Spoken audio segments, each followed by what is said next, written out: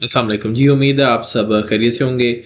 Stocks को मैं research करता रहता हूँ, तो पीएसएक्स में एक ये है क्रिसन स्टार इंश्योरेंस लिमिटेड, और अभी इसकी प्राइस चल रही 7.42 रुपीज़ की। और इनका एक नोटिफिकेशन आया था जिसकी वजह से मैंने इसको देखा और मैंने इस पे थोड़ी और चीज़ों को मैं स्टडी किया।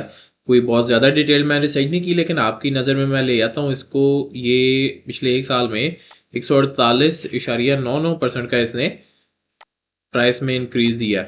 तो ये देखिए आप, ये पिछले एक साल की कहानी है, लेकिन इस साल के शुरू से बाद में ये थोड़ा डिक्लाइन हुआ है। लेकिन खैर, अभी इस पे आते हैं कि इन्होंने राइट शेयर्स की क्या ऑफर लेके आए हैं मार्केट में, और उसके साथ फिर मैं आपको इनके कुछ अर्निंग पर शेयर और उस तरह की चीज़ें भी दिखाता हूँ। लेकिन अगर आप मार्केट कैप अभी देखें तो 80 करोड़ रुपीज़ भी नहीं हुआ। तो मार्केट कैप अभी इसका थोड़ा है। अब आप देखें, ये राइट शेयर्स इशू कर रहे हैं 3 रुपीज़ पर ऑर्डिनरी शेयर। और ये राइट पहले उनका होता है जो शेयर होल्डर्स होते हैं, बाद में ये जनरल मार्केट के लिए अवेलेबल होता है। लेकिन मैं एक और चीज़ देख रहा था कि ये इधर मुझे नज़र आया था, अप्रैल 3 2025 को भी इन्होंने राइट शेयर्स इशू किए थे, और उसमें भी 3 रुपया पर शेयर पे लोग ले सकते थे ये शेयर। जिनके पास ऑलरेडी पहले है तो वो राइट शेयर को सब्सक्राइब कर सकते थे। अब आगे सीन देखते हैं। ये मैं इनकी जो क्वार्टरली रिपोर्ट थी जो कि लास्ट पब्लिश्ड है उसको मैं पढ़ रहा था, और इसमें कुछ चीज़ें थी जो कि मैं सोचा कि आप लोगों के साथ भी शेयर की जाए। तो इसमें 62% चूँकि इंश्योरेंस कंपनी है तो जो प्रीमियम है उसका डिक्लाइन 62% है पिछले साल इसी क्वार्टर में। और उसके बाद इन्वेस्टमेंट इनकम इनकी जो थी वो 1.5 करोड़ रुपया इनको इन्वेस्टमेंट से आया।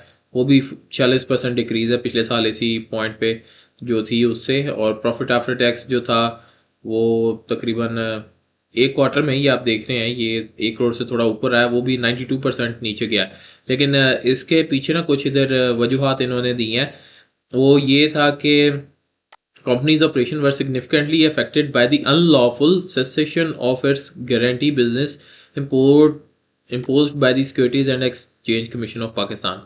तो इधर जो लिखा हुआ है इन्होंने अनलॉफुल सेसेशन, और उसके बाद इसकी वजह से 62% डिक्लाइन हुआ इनके नेट प्रीमियम में। इनका बिजनेस अफेक्ट हुआ इससे। और आगे चल के इन्होंने कहा है कि the Islamabad high court has since declared SECP's action illegal, unlawful and beyond its regulatory mandate, thereby restoring CSIL's right to continue its guarantee business.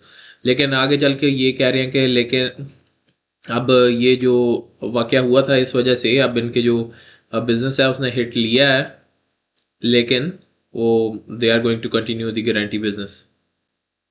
फिर एक और चीज़ इन्होंने की इधर मेंशन की है, ये वैसे अगर आप इंश्योरेंस कंपनीज को समझना चाहते हैं तो ये अ, समझना ज़रूरी है। तो ये कह रहे हैं कि commercial banks in Pakistan have continue to maintain their own approve panel of insurance companies. तो इसका मतलब ये है कि लेट्स से आप किसी बैंक के पास जाते हैं, आप उनसे कुछ लेट्स से आप कार लेते हैं, तो then they present you with options के आप इंश्योरेंस ये 4-5 कंपनियां इनसे ले लें। जबकि मार्केट में तो कई सारी इंश्योरेंस कंपनियां। दूसरी ऑप्शन ये हो सकती है आप बस कार लें और then you select the insurance by yourself. लेकिन खैर एनीवेज, तो उन्होंने अपने अप्रूव पैनल होते हैं इंश्योरेंस कंपनीज के, और ये बाहर इधर वैसे मैं सऊदी अरेबिया में भी देखा है, इधर भी होता है। और खैर, ये कह रहे हैं कि उस वजह से डिस्क्रिमिनेटरी एनवायरनमेंट है, और जो ग्रोथ है जो स्मॉल और मिड साइज इंश्योरेंस कंपनीज के लिए वो इतनी कोई खातिर खा नहीं है। फिर इनकी एक सब्सिडरी है क्रिसेंट स्टार फूड्स लिमिटेड, और उसका इन्होंने बताया मर्जर हुआ है पिसिक इंश्योरेंस लिमिटेड, जो कि इन्हीं की एक और सब्सिडरी है। फिर दो स्टील में भी इन्होंने कुछ इन्वेस्टमेंट्स की हुई हैं। लेकिन जो चीज़ इंपॉर्टेंट है वो है कि आउटलुक। तो इन देयर ओन वर्ड्स ये बता रहे हैं कि with the restoration of its guarantee business, continued recovery of strategic investment and a favourable outlook on the pending merger, जो ऊपर अभी मर्जर की हमने बात की थी, जो क्रिसेंट स्टार फूड्स और पिसिक की, पिकिक हम बोलेंगे या पिसिक बोलेंगे, क्या बोलेंगे, PICIC इंश्योरेंस लिमिटेड। तो खैर anyways, management remains committed to prudent underwriting, disciplined financial management and sustainable value creation for all share holders.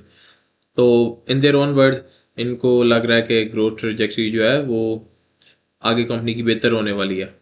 अब मैंने आपको ये स्टॉक इसलिए दिखाया कि ये एक स्मॉल कैप स्टॉक है, पेनी शेयर आप इसको कह सकते हैं। लेकिन पिछले एक साल में 148.99% का इसने गेन दिया है, जैसा कि आप यहाँ पे देख रहे हैं।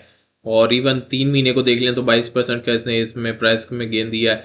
अब ये मैंने आपको इसलिए दिखाया कि ज़रूरी नहीं है कि आपके जो बेस्ट गेंस हों वो आपको जो हाई कैप कंपनीज हैं उन्हीं से ही मिले, ये पेनी शेयर से भी मिल सकते हैं, लेकिन you have to research the company और you have to make a wise decision.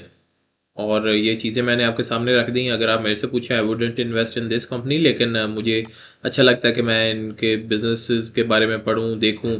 May be in future I might invest, who nose. लेकिन सिलसिला ये है कि आपने अगर इन्वेस्ट करना तो that depends on your risk taking ability, या आपके लाइफ में क्या मामला चल रहे हैं उस पर, उनके हिसाब से आप कितना रिस्क ले सकते हैं।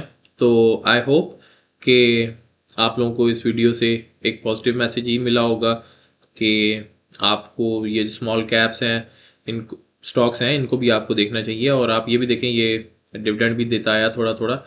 तो इसके साथ ही बस फिर इंशाल्लाह हम मिलते हैं दोबारा अगली वीडियो में। लेकिन ये मैं आपको जाने से पहले बता दूं, ये जो डिविडेंड्स हैं ये बहुत पुराने दिए हुए हैं, 2003, 4, 5, 6, 7, तो रीसेंट नहीं है। तो that's a correction on my part, recent dividend इन्होंने कोई नहीं दिए 2007 के बाद। तो खैर, anyways, what do you think about this company, मुझे नीचे कमेंट्स में आपने लाजमी बताना है।